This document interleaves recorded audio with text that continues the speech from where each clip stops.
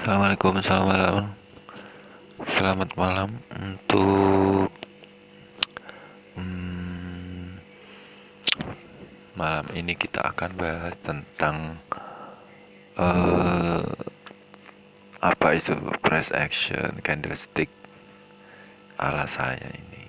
Oke, untuk kali ini kita akan mulai dari bab pertama tentang candlestick.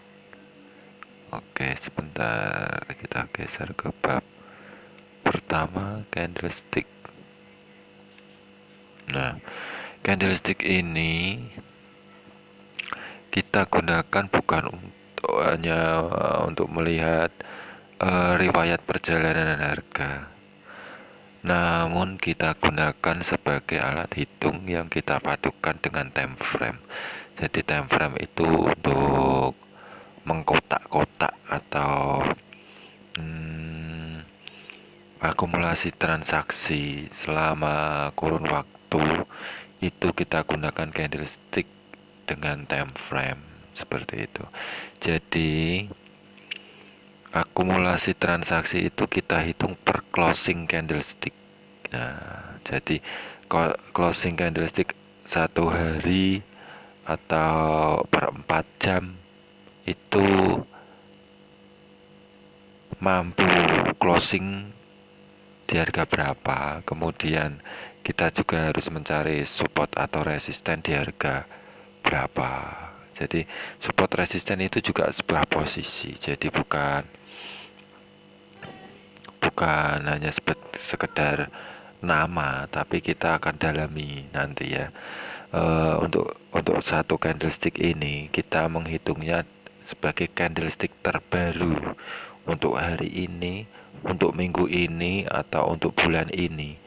Itu closingnya akumulasi transaksi seluruh trader di dunia dalam kurun waktu satu hari, 4 jam, atau satu minggu. Closingnya mampu breakout tidak, atau tertahan, atau masih running belum sampai target. Nah, jadi closing ini nanti kita gunakan sebagai konfirmasi, harus open posisi apa seperti itu, ataukah mampu breakout berarti kita harus menunggu koreksi, atau gagal breakout berarti kita siap masuk dengan posisi pullback atau reversal seperti itu. Jadi untuk candlestick ini kita akan memperhatikan poin-poin pentingnya dari nilai open, high, low, close atau OHLC-nya. Jadi candlestick ini yang kita hitung adalah OHLC-nya. Jadi akan sama dengan teknik bar chart. Jadi setahu saya pernah baca artikel bahwa trader di Amerika 90% sekolah-sekolah trading di sana itu menggunakan bar chart. Jadi bar chart itu bukan indikator. Jadi itu alat hitung yang digunakan ya hanya OHLC-nya. Jadi nilai high, low, close. Nah, nanti kita bahas lebih dalam di bagian selanjutnya. Di bab selanjutnya tentang support resisten, apakah tertahan, apakah terlawan atau bagaimana, nanti kita bahas di bab selanjutnya seperti itu. Jadi ini hanya mengenalkan untuk tahap awal bahwa candlestick adalah hold posisi atau akumulasi posisi trader dalam kurun waktu tertentu.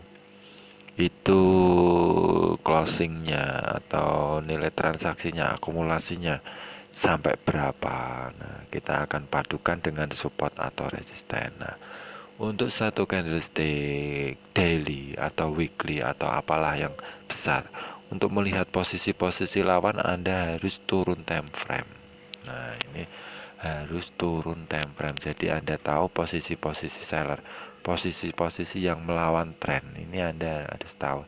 Jadi posisi-posisi seperti ini bukan hanya posisi aksi taking profit saja. Jadi ini kita lihat bodinya. Jadi ini adalah perlawanan tren. Nah, ini juga memiliki target. Nah, Target keinginannya tentu saja adalah break. Apa yang membuat dia ini bullish? Jadi ada sebuah support atau resisten. Eh, Kalau ini bullish berarti ada support sebagai inisiatif tren. Jadi sebelum tren running bullish ini terjadi, ada support. Support itu sebuah posisi yang sudah ada di pasar. Jadi ini candle terbaru running bullish ini adalah sebagai apa ya namanya ya?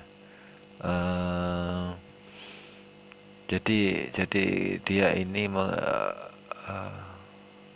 mengikuti apa yang sudah ada di pasar. Jadi ini itu kalau support itu pendukung, kalau ini sebagai susah nih ngomongnya apa namanya ini. Jadi otomatis untuk bertransaksi seperti ini dia sudah memiliki konfirmasi. Jadi penurunan tidak mampu breakout support itu naik, breakout pun juga bisa naik. Ini naiknya bisa berupa koreksi, bisa berupa retest seperti itu. Nah, nanti kita bahas di bab selanjutnya. Untuk kali ini, untuk bab candlestick kita hanya memahami bahwa satu candlestick terbaru ini adalah hold posisi. Jadi dalam kurun waktu 1 hari akumulasi transaksi sebesar sekian mampu hold posisi sampai sekian. Nah, kita nanti hadapkan terhadap support.